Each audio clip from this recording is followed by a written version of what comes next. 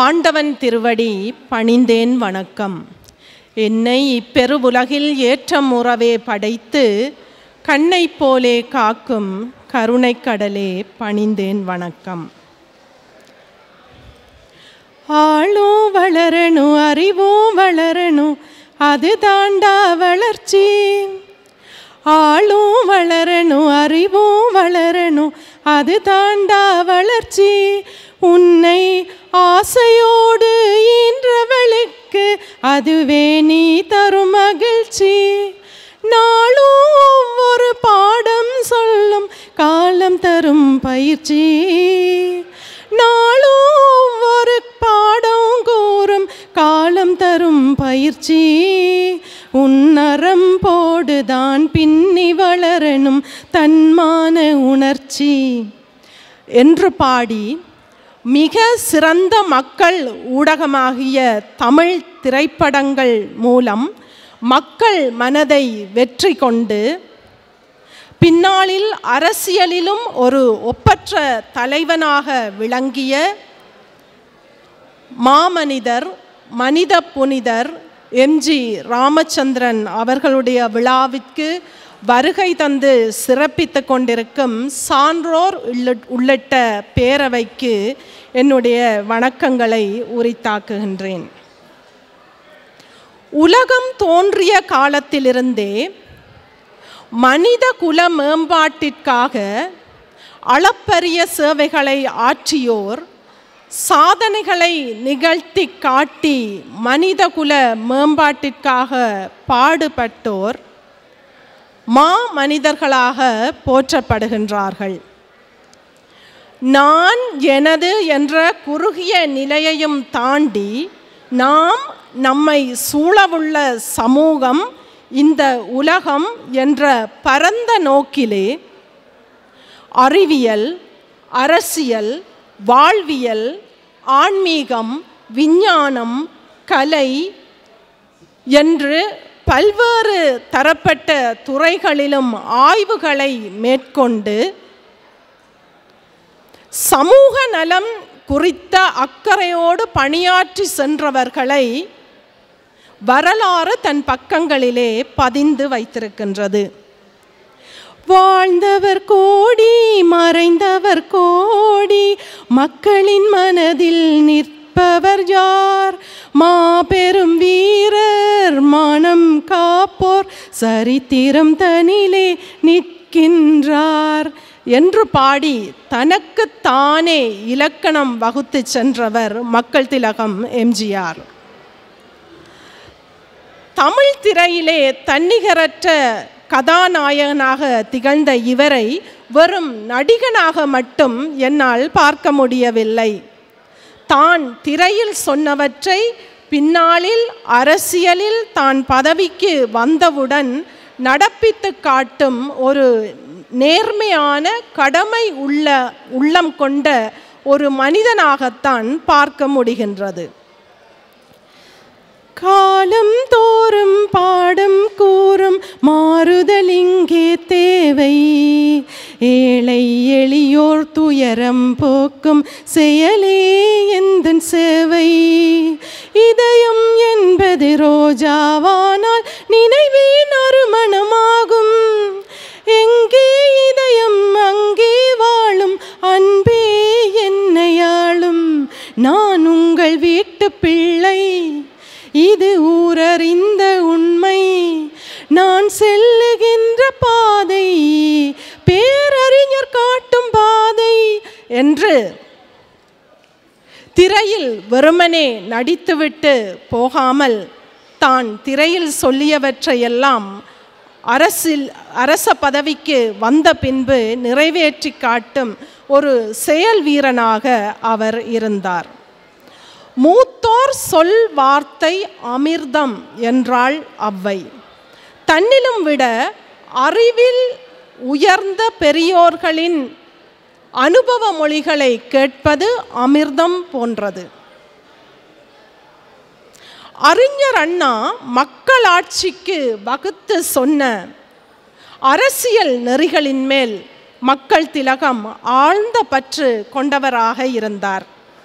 ஜனநாயகம் என்பது மக்களுக்கு சேவை செய்கின்ற ஒரு வாய்ப்பு ஆதலினால் ஆட்சிக்கு வருவோர் தொண்டுள்ளம் கொண்டவர்களாக மக்களின் தேவைகளை நிறைவேற்றுபவர்களாக இருக்க வேண்டும் என்று அறிஞர் அண்ணா சொன்னதையே மக்கள் திலகமும் பிரச்சாரப்படுத்தினார். அறிஞர் அண்ணா பிறந்த காஞ்சியிலே நடந்த முதலாவது பொதுக்கூட்டத்திலே அண்ணா சொன்ன அரசியல் நெறிகளையே அவர் பிரச்சாரப்படுத்தினார்.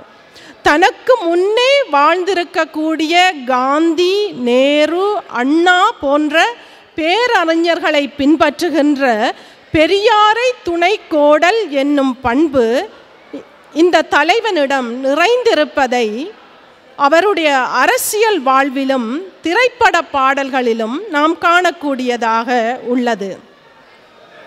இதய தெய்வம் நமது அண்ணா தோன்றினார், அவர் என்றும் வாழும் கொள்கை தீபம் ஏற்றினார்.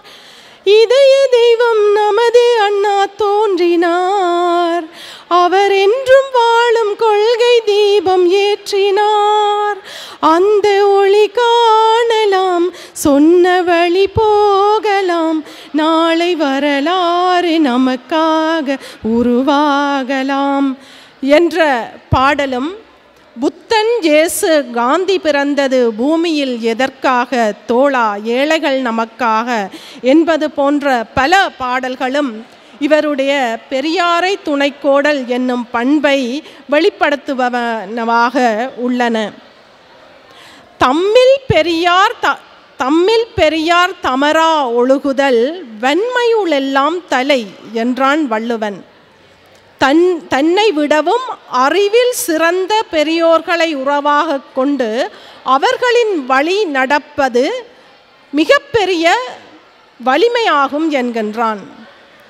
எம்ஜிஆரும் தன்னிலும் விட மிக பெரிய தலைவர்களையெல்லாம் துணையாக கொண்டு அவர்களுடைய அடிச்சுவடுகளை பின்பற்றி நடந்தபடியினால்தான் இந்த புரட்சி தலைவனுடைய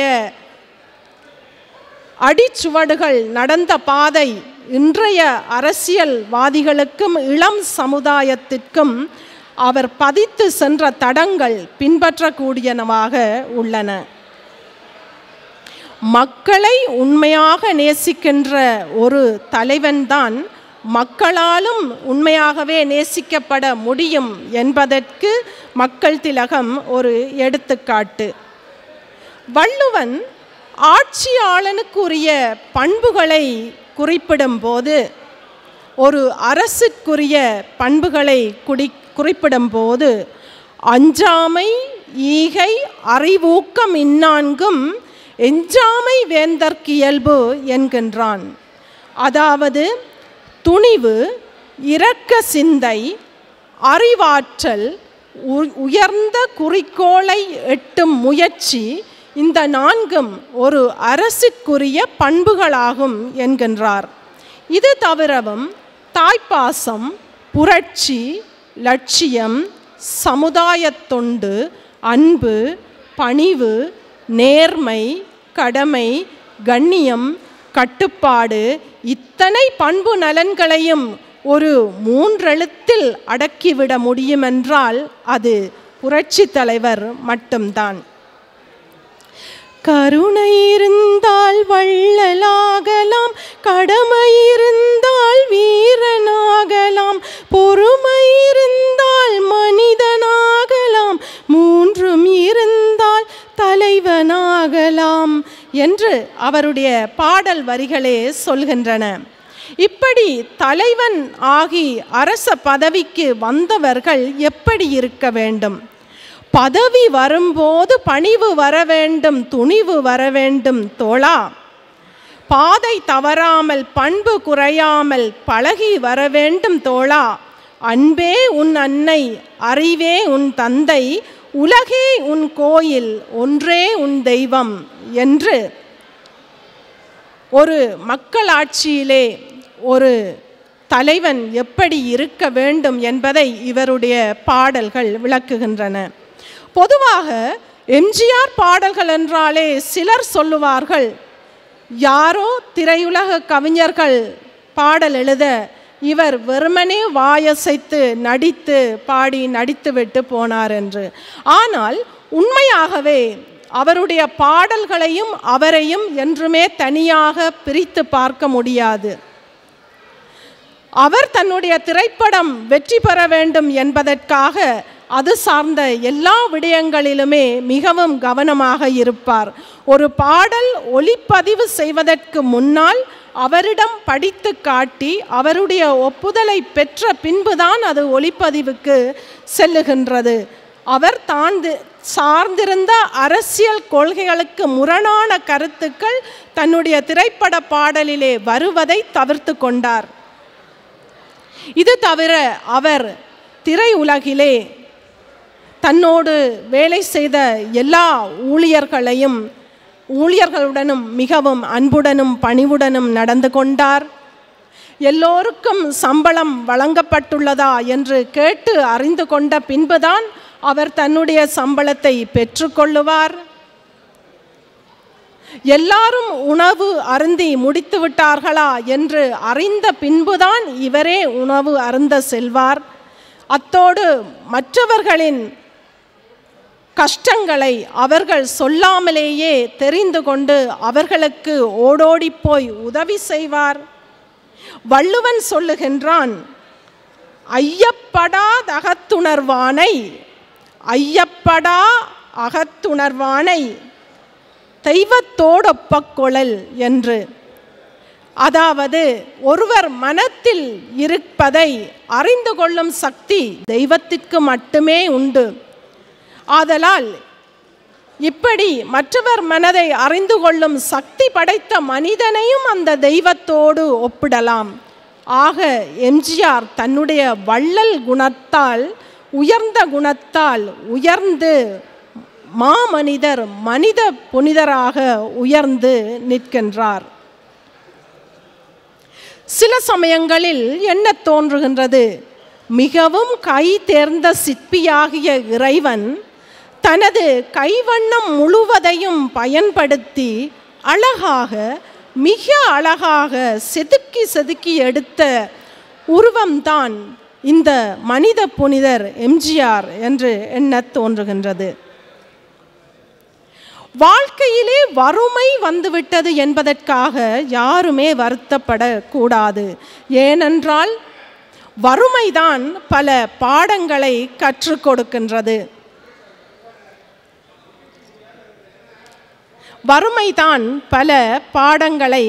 கொடுக்கின்றது. அத்தோடு பல சாதனையாளர்களை, வெற்றி படைத்தவர்களை, நல்ல உள்ளம் கொண்டவர்களை இந்த சமுதாயத்துக்கு உருவாக்கி கொடுத்திருக்கின்றது என்பதற்கு வரலாறிலே அநேக சான்றுகள் உள்ளன. முள்ளில் ரோஜா மலர்ந்ததாலே முள்ளுக்கு என்ன பெருமை, சிற்பிக்குள்ளே பிறந்ததாலே முத்துக்கு என்ன சிறுமை, எங்கே நன்மை இருந்த போதும் ஏற்று கொள்ளும் இதயம், அங்கே வந்து தழுவிக்கொண்டு போற்றும் நல்ல இதயம். எது எங்கே தோன்றியது என்பதிலும் விட அதனால் உலகுக்கு என்ன நன்மை கிட்டியது என்பதை காண்பதில் தான் சிறப்பு.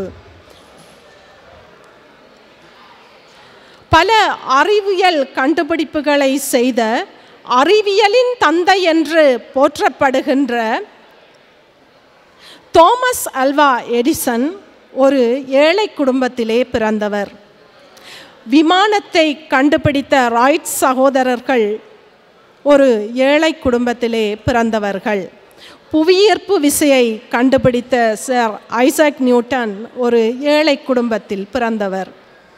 உலகத் தலைவர்களை எடுத்துக்கொண்டால் இந்த பிரெஞ்சு சாம்ராஜ்யத்தின் சக்கரவர்த்தி என போற்றப்படுகின்ற மாவீரன் நெப்போலியன் ஒரு ஏழை குடும்பத்திலே பிறந்தவன். அமெரிக்க அதிபர் ஆப்ரஹாம் லிங்கன் ஒரு ஏழை குடும்பத்திலே பிறந்தவர்.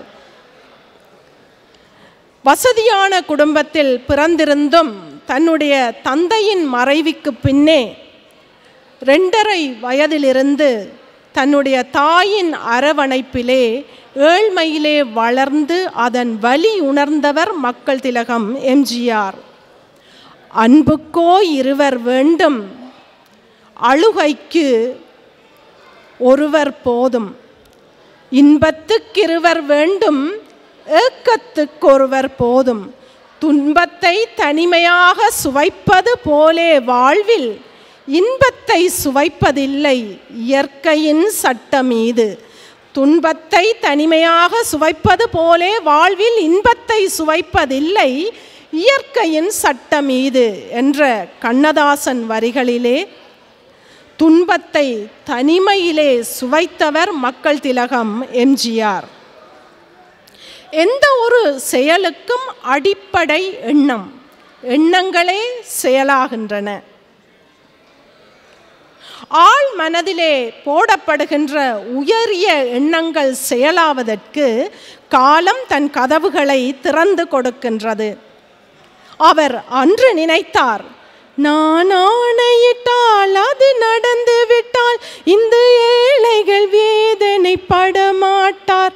ஒரு உயிருள்ளவரை ஒரு துன்பமில்லை, அவர் கண்ணீர் கடலிலே விழமாட்டார், அவர் கண்ணீர் கடலிலே விழமாட்டார். அவர் அரசியலுக்கு வந்தார், ஆணையிட்டார். ஊனமுற்றோர் நலவாழ்வு திட்டம், சத்துணவு திட்டம், தாய் சேய் நல இல்லங்கள், இலவச பாடத்திட்டம், இலவச சீருடை திட்டம், விதவை ஆதரவற்ற பெண்களுக்கு தாலி வழங்கும் திட்டம், இப்படியாக பல திட்டங்கள் தமிழ்நாடெங்கும் விரிந்தது. இந்த மனிதர் மாமனிதர் மனித புனிதராக மனங்களிலே விரிந்தார். அந்த தலைவன் வழியினிலே நதியை போலே நாமும் நடந்து பயன் தர வேண்டும், கடலை போலே விரிந்த இதயம் இருந்திட வேண்டும். நதியை போலே நாமும் நடந்து பயன் தர வேண்டும், கடலை போலே விரிந்த இதயம் இருந்திட வேண்டும். வானம் போல பிறருக்காக அழுதிட வேண்டும், வானம் போல பிறருக்காக அழுதிட வேண்டும். உலகில் வாழும் வாழ்க்கை உலகில் என்றும் விளங்கிட வேண்டும், விளங்கிட வேண்டும் என்று சொல்லி அவருடைய இந்த செய்தியை உங்கள் மனங்களிலே பதித்து நிறைவு செய்கின்றேன். நன்றி, வணக்கம்.